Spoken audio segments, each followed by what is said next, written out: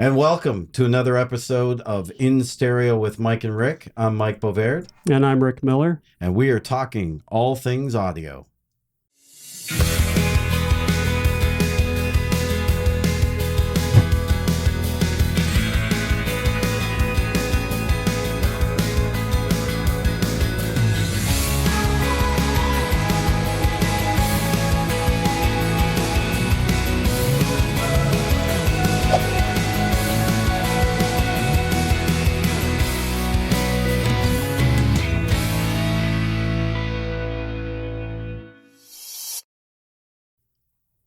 Today's special guest is the managing director from the Florida Audio Expo, Bart Andeer. Bart, welcome. How are you?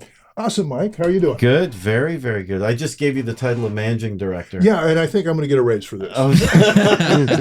I caught that. Yeah. For those who don't know, Bart is one of the owners of the Florida Audio Expo, so am I. And we've also got AJ and we've got John Chait as well. And the four of us started the Florida Audio Expo, but Bart, due to the fact that he is retired from a illustrious career doing something else, he is taking on the role of managing on a day-to-day basis. So Bart, why don't you tell us a little bit about the Florida Audio Expo for 2023? Well, it's we're really excited, and almost the best show in the world. Almost. Yeah, I mean, I just got back from Poland, as many of you know. Right. And that show is absolutely amazing. And Adam, the gentleman that runs it, is what a gentleman, and what an eye opener actually. Mm-hmm. But our show is. It's my favorite, actually, for some unknown reason. It's just it's a really fun, relaxed, kind of almost Key West vibe as far as, being very relaxed, very family-friendly show. We've got great rooms. The exhibit suites are poured concrete, solid walls, so there's not a lot of noise bleed, and I really think we've got the best sounding rooms in the States. For the attendees, it's fun. One thing that's really cool is that the every year we've had the show. This will be our fourth show. In 5 years. Yeah, we had to cancel the 1 year for obvious reasons. Yeah. We're back last year and did well, all things considered. Mm-hmm. But I think we're looking at a much larger show this year, both with attendance and with exhibitors. But forgot where I was going.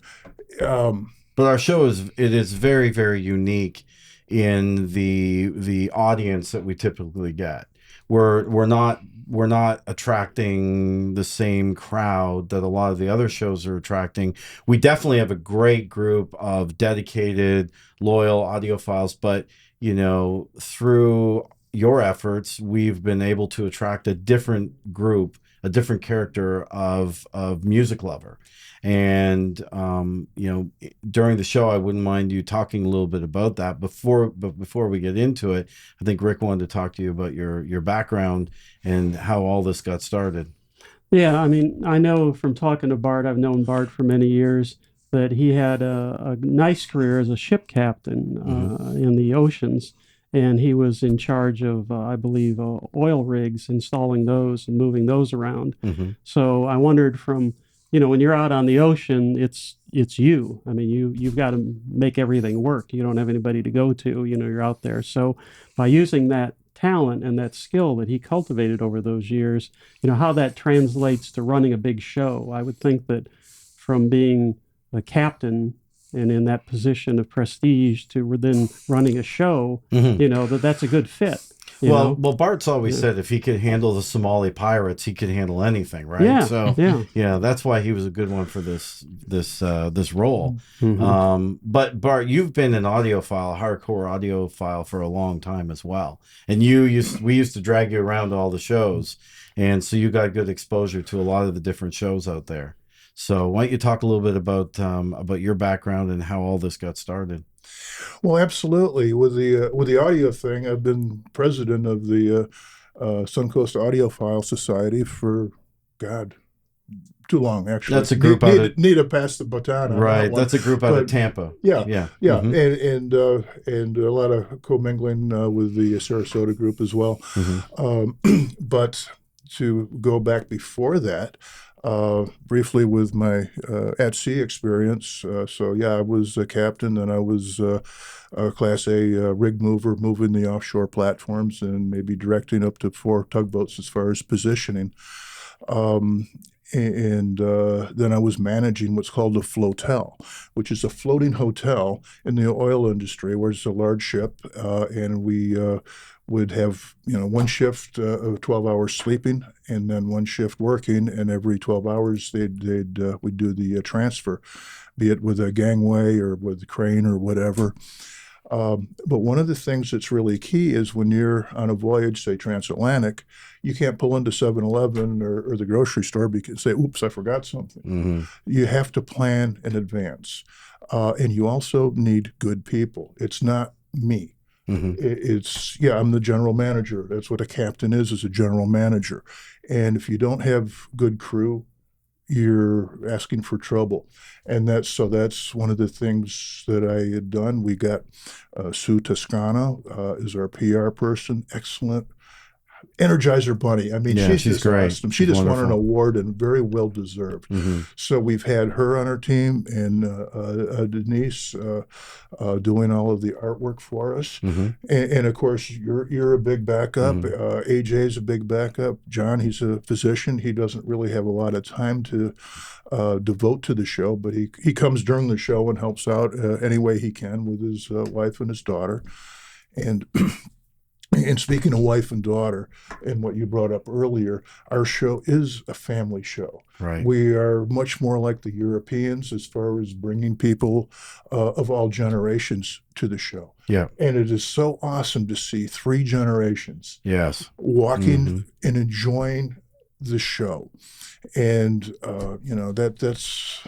Yeah, I can't say enough about shows. I mean, I believe firmly in dealers and their expertise. In the show, you get to meet different dealers and distributors and manufacturers, and they can answer some questions for you. But Bart, when do you start planning the show?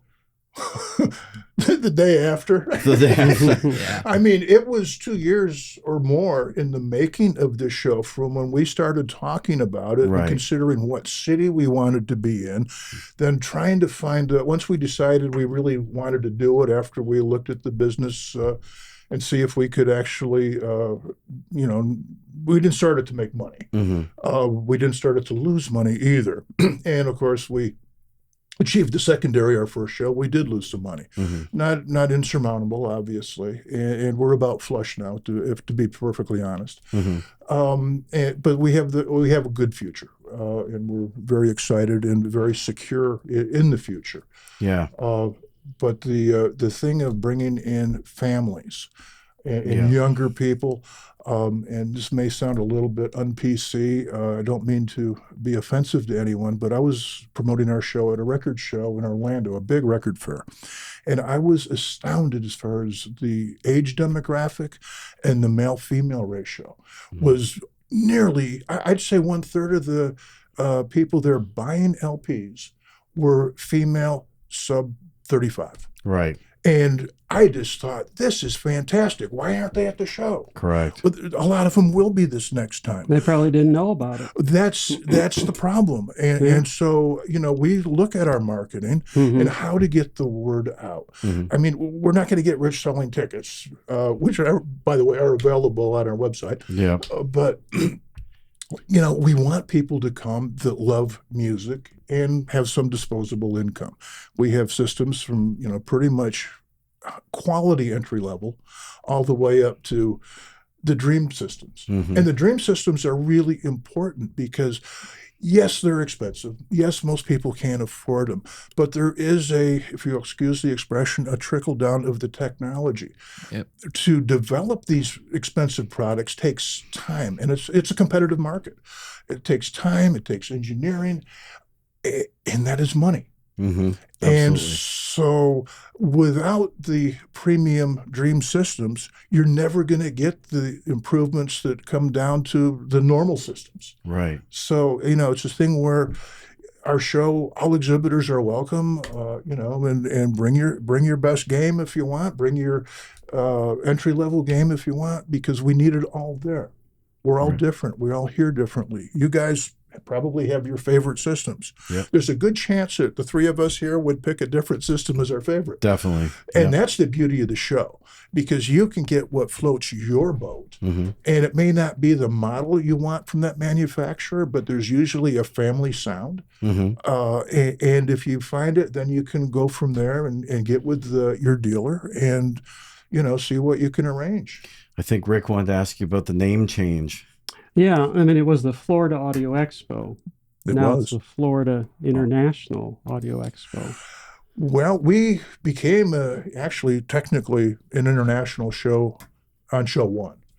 But Doug Schneider from Soundstage actually suggested to me that we add international to give it more of the feel of what it really is. Yes. And we keep growing with the international market. As a matter of fact, if I could plug, we've got Claris Audio's bringing their statement panel speaker. From Sweden. Yeah. Claris Audio. Yeah. TAD, Japan, it was a spinoff from Pioneer for their speaker division. Mhm. They're bringing their statement. Great. They're new statement speakers, right? Yeah, actually, they're building a pair for the show. That'd be Wow. cool. And Pro That's great. Audio's taking one of the large rooms. With TAD, so we're really excited about that. And actually, Dave is bringing in some of the very well-renowned recording engineers to talk, including, as I understand it, the engineer that does Trisha Barber. Cool, very cool. So there's a lot of interesting characters and skilled, knowledgeable individuals that we can learn from. Then from UK, we've got Warwick Acoustics and Falcon coming. Audio Note UK is coming. From Lithuania, we have Airtai, if I pronounce that properly, coming, speaker manufacturer. So, I mean, Warwick Acoustics, did I mention the headphones? Those are cool. Those are very cool headphones. Yeah. So there's companies from all over the world that are going to come here, and that's part of the reason for the international and the name change, because you've got manufacturers from overseas coming to the show. Yeah, Margulis from Mexico, and if I didn't mention Acora. Acora had a very nice room last year. They'll be back again in the same room. So, there's going to be a lot of good sounds. And I just got back from Poland, and what respect. The audio industry in Poland is absolutely amazing. Tell us a little bit about that show. I know that they've got a couple of venues. One of them is a stadium, like a soccer, or as they say, football stadium. So tell us a little bit about that for people that haven't had a chance to go there.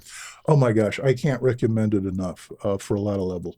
The show itself, the stadium, the National Stadium, they have what are really fully designed broadcast booths that are acoustically treated.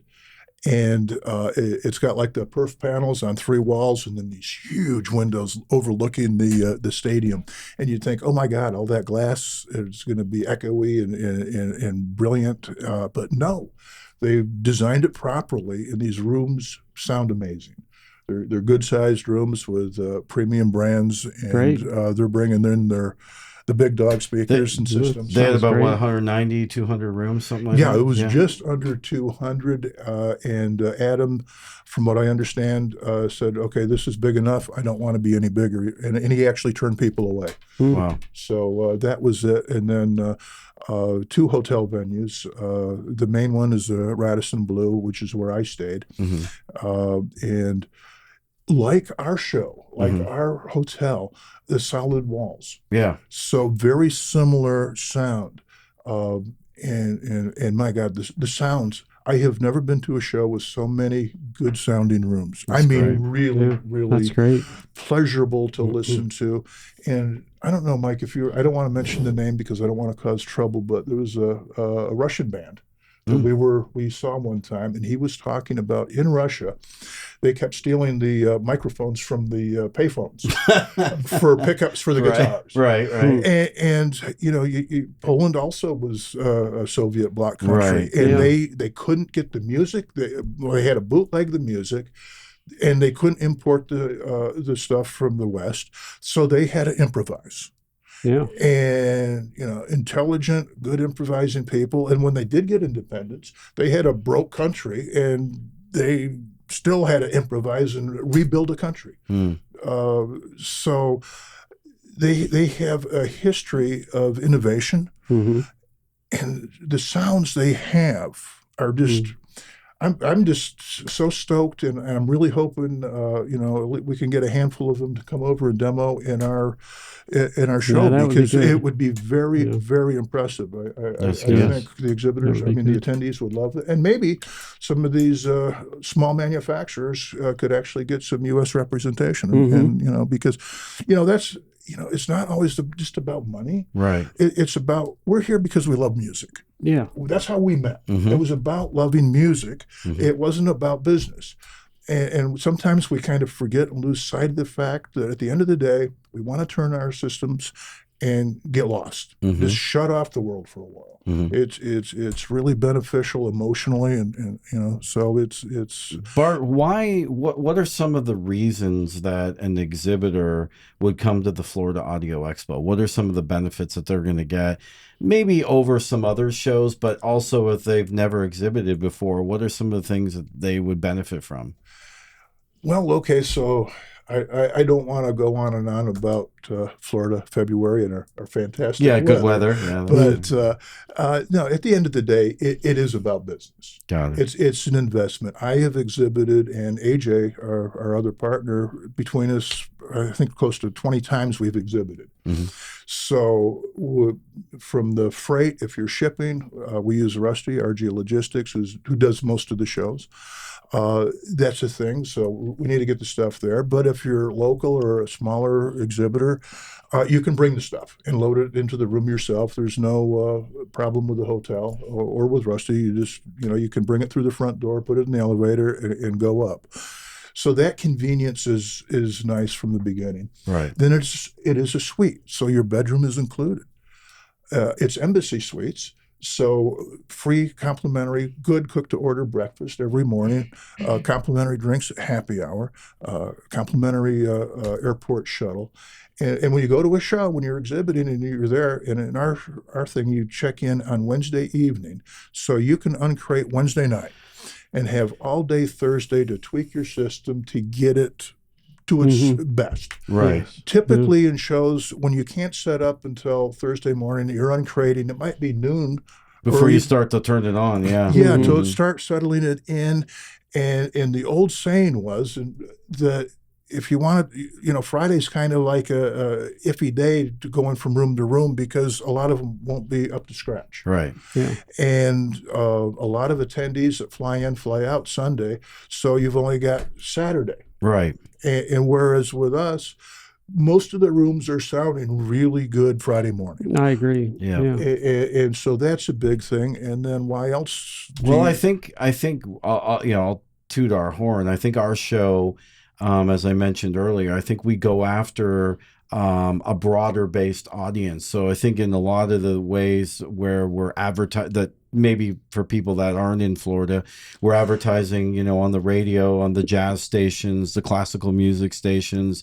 Bart's very busy going to smaller venues for live music and purchasing advertising in their show guides for the show, going to the record fairs, finding the music lovers. The music lovers are listening to the jazz and the classical, and the music lovers are, not to say they don't listen to rock because I'm a rock guy, but anyway, they're going to the concerts, they're buying the vinyl, they're doing a lot of these different things. We're not just targeting one segment of the music loving community. We're going after a broad base, and you're also going after the colleges locally for the headphone guys and for the smaller systems and the budget systems, and we're surprised to see that broad demographic, not only the families but the younger groups coming to the show. And so for a manufacturer, I think it's a great benefit to reach a broader audience than maybe arguably the same group of individuals they may see at other shows. So I think that you've done a great job of really attracting a broader base of folks.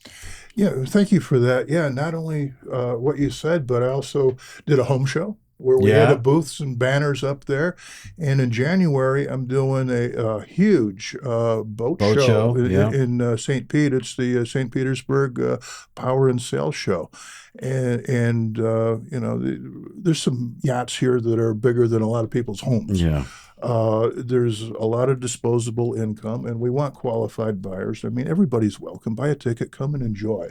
Yeah. But as the business expense, and there's a lot that goes into exhibiting expense-wise, planning, marketing, shipping, salaries, travel expenses, other sundry expenses. So it's not cheap for an exhibitor to come. And they can find out all of the information about exhibiting on the FloridaAudioExpo.com website. Also, I wanted to ask you about the attendees. You know, the folks who are coming. What are some of the things that they're going to be able to experience? Well, first off, they're going to be able to experience the love of listening to music in a very relaxed setting. And I know you as a dealer don't pressure people at all. But there's a kind of a unspoken feeling of obligation when you go and you sit down. Somebody dedicates a few hours to you, sets up different equipment for you. You do feel a little bit obligated. Whereas the show, you can go from room to room and really experience a really good assortment of very good systems. See what you are attracted to, because we all have slightly different tastes. Right. So then you can narrow down your search, or maybe you weren't searching, but you just kind of fell in love with something anyway, and then get with your dealer.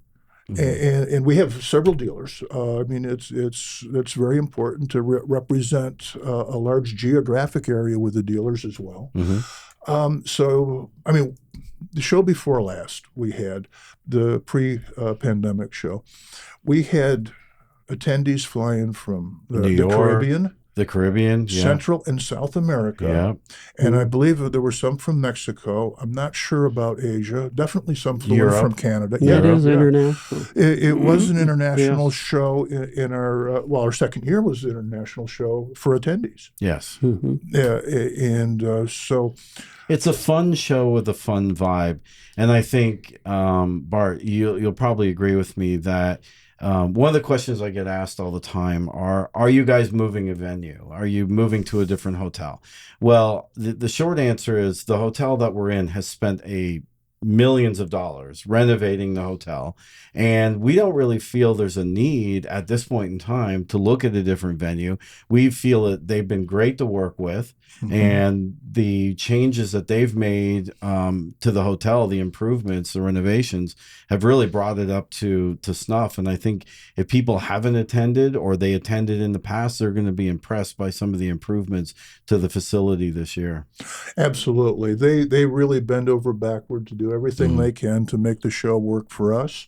And for, when I say us is the exhibitors and the attendees. Yeah. We're just kind of like the facilitators, actually, at the end of the day. It's their show. Right. And we like to stay out of the way as much as we can, and we're there if there's an issue, but we've had surprisingly few issues. But a lot of that goes to planning and communication in advance. So we have that. It sounded so businessy, and it's so much more. It's a fun show. Yeah, it really is fun. It's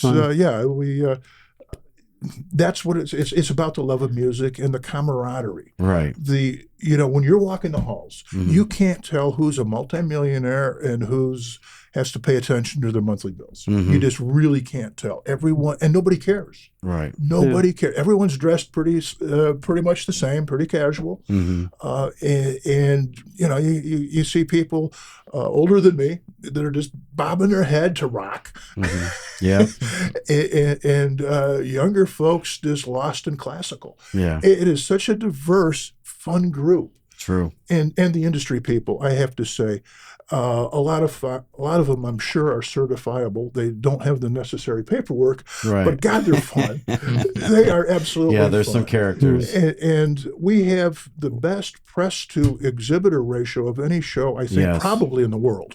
And that's the message I want to give out to the manufacturers, is that, you know, you really want to get after your distributors to make sure that they are showing and exhibiting at the Florida Audio Expo. We have a tremendous press turnout. I think they all want to escape somewhere in the north in February and come to Florida. So we end up with, 35 or 40 press people with great coverage on the show. And I want to give a message to the manufacturers. You need to get after these distributors and these reps and get them to the show. And I'm going to say respectfully, I'm only one dealer. I cannot show every single product at the Florida Audio Expo. Yes. So there's been 5 years of let's call Mike and he'll show it. No, I will pick what I'm going to show at the Florida Audio Expo. But if you want your product on the floor and you want it displayed and you want press coverage, you need to get after your distributors and get them to get over here and take a room and be a participant in the show. Yes. So that's a message that I'm handing out there. So we strongly encourage those manufacturers to get after their distributor and get these things going. So, Bart, you are, I believe, in a couple of days going to be driving to the Capital Audio Fest. Yeah, absolutely. Going to Gary's show. Yeah, looking forward to seeing Gary. We actually exchanged notes, and we talk fairly often. And some people would probably be shocked about that we're competitors, but no, I want Gary's show to do really good, and I want everybody's show to do well. Yeah. We're not competitive. What's good for the industry is good for the industry. Yeah. And we're just one of the cogs in the industry, Mm-hmm. and. Remarkable that ever happened, but here we are. Exactly. Go figure. Rick, any questions for Bart? Well, more of a statement, Mm-hmm. that we're talking about the hotel that made all these modifications, all these improvements, but it's in a great spot. It is. It is. I mean, you can see I-4, which is the main interstate that goes from Tampa to Orlando. Mm-hmm. You can see that from the hotel room. You're spitting different distance from the airport. Yeah, I was going to say the airport is very close. Yeah. And then if you're heading south, to get on 275 to Right. go over the Skyway to head south. So it's really a great location, centrally located as far as transportation getting in and out of there. Right. And right across from the facility, the hotel is a large mall. Right. There's also within very short walking distance, 5 minutes or less, several restaurants. Exactly. And I heard through a magazine review that nearby, within walking distance, there's a great Indian cuisine restaurant in the back of a gas station. It's true. It's true. That's what I read in one of the magazines. Is Charles moonlighting? and they gave it a great review. They said you wouldn't think it was great to be in a gas station, but it was excellent food. Really? Yeah. Wow. So all of those. Well, I know we have P.F. Chang's. We've got all kinds of other restaurants in that area, which are all very, very good. So, yeah. So, Bart, one of the things I wanted to ask you about, what for you was the reason for the Florida Audio Expo? I know mine, and I'll tell it afterwards, but when we were all sitting around talking about doing the show, what was the driving force for you? That's really a tough question to answer, to be honest. I don't think there was just one thing. Having attended with you several shows, having exhibited at several shows, it was just a thing where we can do this. Mm-hmm. Okay, so I retired. I had too much time in my hands, and I can't sit still. Part of the joy of life is looking forward and planning and wanting to do different things. And I didn't want to do it by myself. It wasn't that the investment, I could have done it, but you need a team to do anything well. It was never an ego trip. It was just like, we can do this. We can do a good job with it. And there's a need in the Southeast. We weren't, we can do better than Mark with Exponent. No, that wasn't the idea. It was never about the money. It was about the love of the industry and having fun.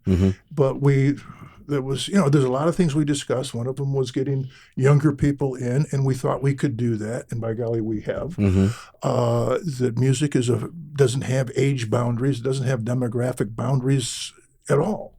It is wide open for everyone to enjoy, and we can just attract a new thing. And there were some naysayers before we started the first show. There was a lot of naysayers, yeah. And some of them publicly apologized, actually, and said, "Well, we were wrong." Yeah. And I respect that. I mean, they had an opinion, and based on their prior experience, and they thought we were just going to be not very lively group here, to be as polite as I can, and it doesn't come naturally.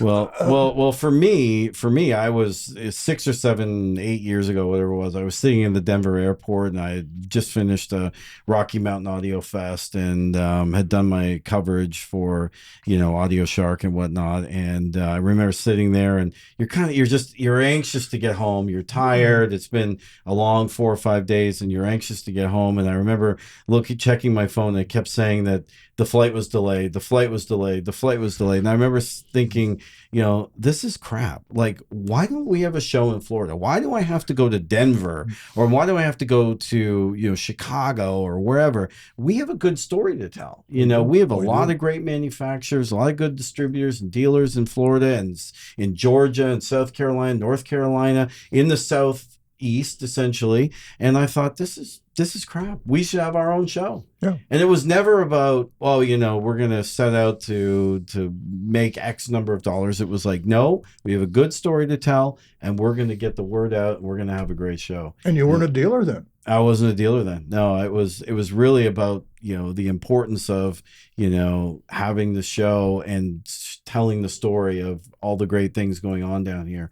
And I think that's what we achieved. But we did do several years of planning before we put it in place. We did. And our two partners, John is a chronic do-it-yourselfer. Yes. And when you think of do-it-yourselfer, don't think of a shoebox and a couple of 6x9 speakers. No. He's a physician, and he's very meticulous and mentally curious. Yes. John's brilliant. And then we have AJ, who was fun to abuse. Oh, boy. But AJ is an engineer for the city of Tampa. Yeah. And he builds speakers on the sideline, and I have to say he's got some pretty darn good designs. And yes, he's also very analytical. Well, as an engineer, and put John and AJ in a room together, and they'll argue over everything. Oh, and Rick. There's a catalyst. You're all wrong. Strike the match. That's right. But so I mean, it's just wonderful. That's great. And the camaraderie. I mean, that was one of the bottom line things. If you remember, we'll start the business, we'll be partners, but we're going to be friends first, and we are not going to let this get in the way of our friendship. Right. And 5 years later, well, actually probably 7 from initiation. Right. We're still friends. We're still laughing and joking. And well, I think having a common goal of a great, fun show, as opposed to let's make the most amount of money, I think it's really been one of the biggest factors. It's like, and we accept that there's going to be ups and downs, in terms of the revenue of the show. But our mission has always been to create a fun, great show. That was always what it was about. So, and I think we've definitely achieved that. So February 17, 18, and 19. Can't wait. There's a band I would love to put a shout out to that I met in Poland from the UK. How I met this is kind of funny. If we could end with this, I got in the elevator to go down for breakfast at the hotel in Poland, and there was I'll say a young man, but considering I'm not so young anymore, it's a pretty broad thing. But anyway, we start talking. He says, I asked him if he was here for the show, and he said, yeah, actually we were playing at the stadium. I said, oh, playing? He said, yeah, I'm in a band. So anyway, we walked in to the restaurant, and he was ahead of me, and he started with the self-serve coffee machine. and he hit too many buttons, and it was high tide. I mean, there was a flood of coffee, and I wasn't very helpful. Well, I did grab one of the cups to pick up some of the stuff, and I said, "You wouldn't by chance be the drummer, would you?" And he looked at me and he said, "I am." So then he dragged me over to meet the other members of the band, and he said, "Do you know what he said? Oh, I screwed up the coffee." He asked me if I was a drummer. They all started laughing, so we started talking. Now, this band, I'd never heard of him before. He is the drummer, as I said. They've got 2 trumpets, 2 trombones, and 2, I guess, tubas or something. I don't know. And my God, it's kind of an interesting jazz that they do, but they are good. So I'd love to just give you a link to the thing, because we forget, again, music is what the heck this is all about. Yeah, absolutely. And I'm going to see if I can get some thumb drives and give some of their music to some of our exhibitors. I'm going to get with them on that. And so logistics, the show is the February 17th, 18, and 19. Correct. It's at the Embassy Suites West Shore. Tampa Airport. Tampa Airport, West Shore. But it's not at the airport. No, it's not at the airport. No, it's a 7-minute shuttle drive, so it's really convenient. And there are still hotel rooms left, as far as you know? There are both exhibit spaces and sleeping rooms available. Yeah, we definitely encourage getting a sleeping room at the hotel. It just makes it so much easier. If you're a little bit tired during the day and you want to take a little rest, your room is right there. So don't delay, because the hotel rooms do sell out. A quick thing with that, a scam alert. Every show has this problem. It's not just us, but there's scammers online. I know. I hope you were seated for that shocker. If you're going to reserve a hotel, call the hotel. Yeah, well, you can. We have a link for a discount on our website. Okay. So that is really the way I do it, unless I had points that I wanted to use, and then use your points. Yeah. But know for sure which Embassy Suites you're going to. Yeah, if you see an email come out about the Florida Audio Expo and there's no deal on the room. It's these guys are actually charging you far more for the room, and they're trying to scam you into thinking that that's the way it is. So go to the website, floridaaudioexpo.com, and you get a discount on the room, or if you prefer, you can call the hotel directly. But any kind of email coming out, that's not from us. So just a word to the wise, Yeah. Rick, anything else for Bart? I just want to say that I know that the hotel's made some improvements in the area of Wi-Fi, and the streaming in there. Yeah. So people that, are using that as a source. Yeah. And also the power. I feel the power is pretty good in that hotel. I haven't heard any problems with it. And I know you, Mike, had them install some extra outlets. Well, for the NBL Extreme system, we needed some extra outlets installed, so that got done. And they did that. So, but I think we can talk a little bit just to close up. There's going to be some, on the main floor. I think Acora is going to be there with VAC. Suncoast Audio will be bringing the Claris Audio electrostatic panel ribbon speakers that we'll be bringing there from Switzerland. We'll be bringing the auditorium model, which is their top of the line single panel speaker. Definitely want to hear it. We'll be showing Block Audio electronics. Critical Mass will actually be doing the racks in our room, and they're going to be bringing a brand new rack that they'll be debuting at our show. We haven't really ironed out the rest. We'll probably have an MSB DAC and lug over a turntable, or maybe I'll get Matt from VPI to play DJ, and that's always exciting. Yeah. I'll have to get my Studer fixed again for the show. It broke already again. Did it again? Oh yeah. So it's got to go back this week to get, and I told him we have to have it back by February for the show.